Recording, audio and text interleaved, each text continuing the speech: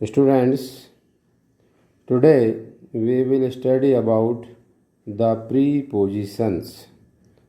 What are the prepositions?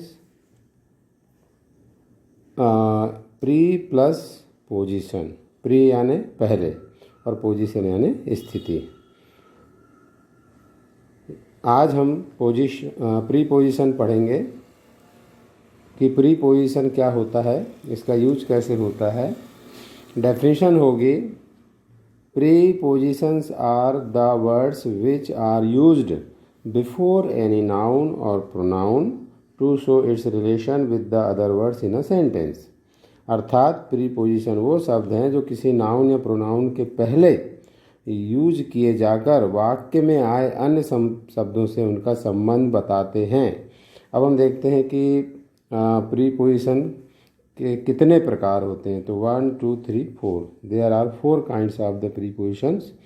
तो first of all है इसका सिंपल प्रीपोजिशन। तो सिंपल प्रीपोजिशन में क्या क्या चीज़ें आ जाती हैं? इन है, ऑन है, to, for, at, with, since, from, out, after, before, over,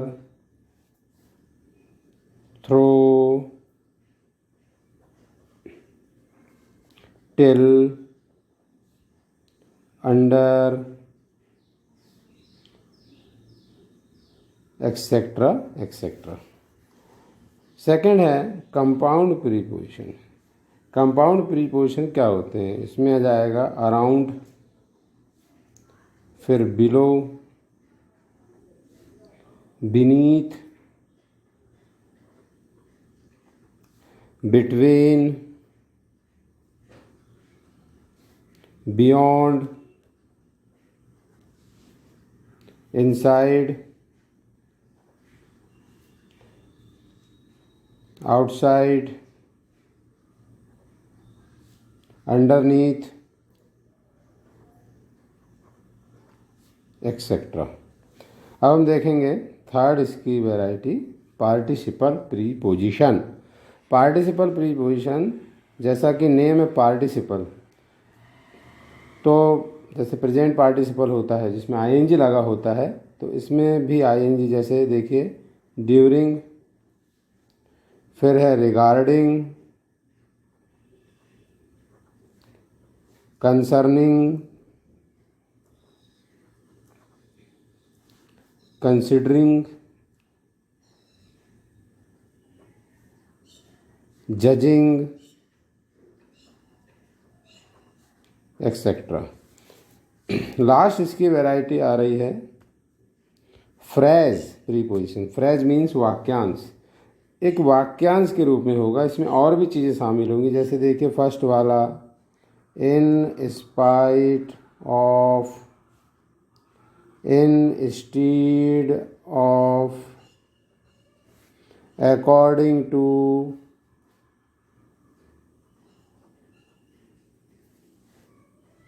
because of, in front of, by means of, in order to, on account of, addition to,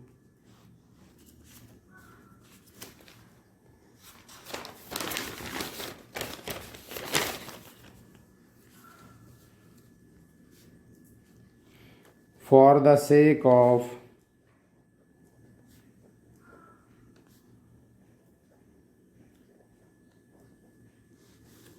on behalf of, etc etc, behalf half of यानी की ओर से। अब अपन use करेंगे use of prepositions. Prepositions के use, सबसे पहले हम use करेंगे इन और इनटू का। इन और इनटू का यूज कैसे होता है? दोनों का अर्थ होता है में। फर्स्ट हम इनका यूज़ करेंगे। इनका यूज़ होता है अंदर के लिए, कोई चीज़ अंदर है उसके लिए, और स्थिर हो, स्टेबल हो, स्थिर हो, अंदर हो। जैसे फॉर एग्जांपल वह कमरे में है, वह कमरे में है तो अपन क्या बोलेंगे? He is in the room. हम बोले कि प्राचार्य महोदय ऑफिस में हैं तो क्या होगा? The principal is in the room. Second है इनटू। इनटू गति को बताता है, मूवमेंट को बताता है, और अंदर की ओर। कैसे? इसका एग्जाम्पल है, हम देखते हैं कि वह अचानक नदी में गिर गया। ही सडनली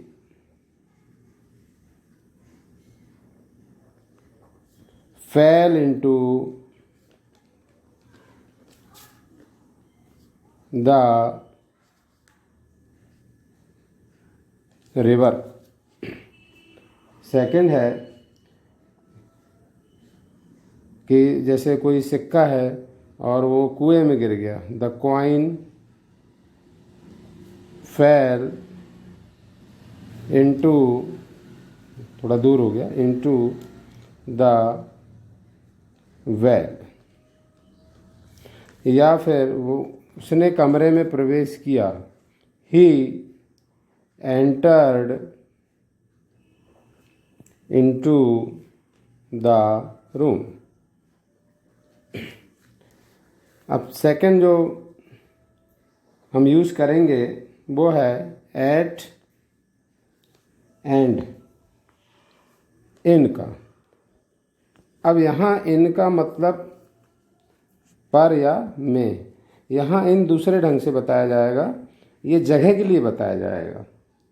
ठीक है, तो सबसे पहले एट का, तो एट का जो यूज़ है वो इट इज़ यूज फॉर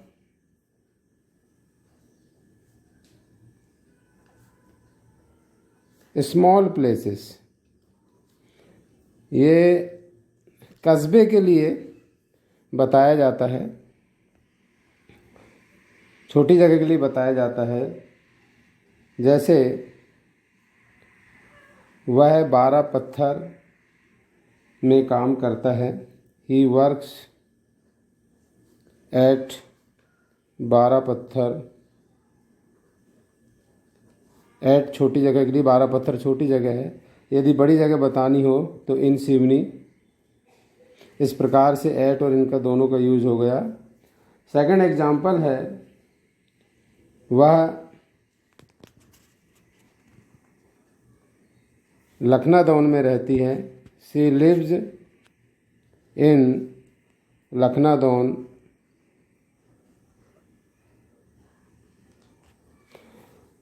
इस प्रकार से इनका यूज़ बड़ी जगह के लिए। और हम एक दो एग्जाम्पल देख सकते हैं। Ramesh lives in Mumbai.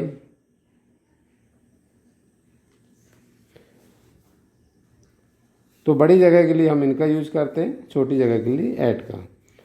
इनका बिल्कुल अलग यूज हो गया। पहले इनका यूज़ अंदर बैठे हुए या अंदर कोई चीज़ है उसके लिए, अब यहाँ इनका यूज़ बड़ी जगह के लिए किया, और ऐट का यूज़ छोटी जगह के लिए। और एग्जाम्पल हो सकते हैं इसमें,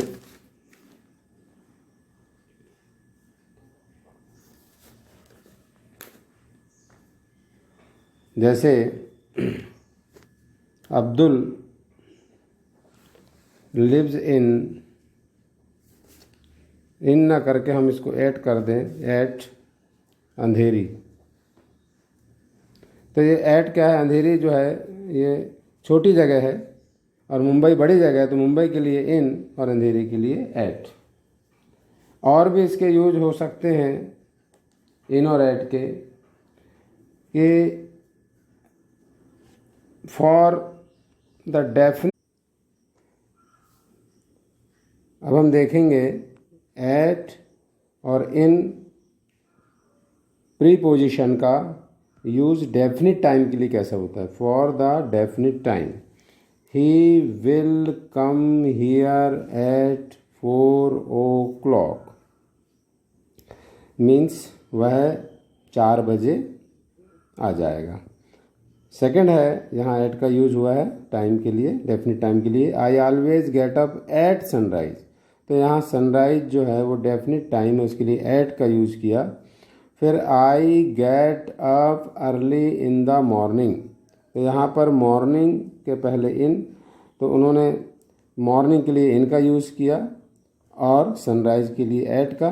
परहैप्स सनराइज छोटे समय के लिए, लेकिन मॉर्निंग को बड़े समय के लिए लिया जाता है।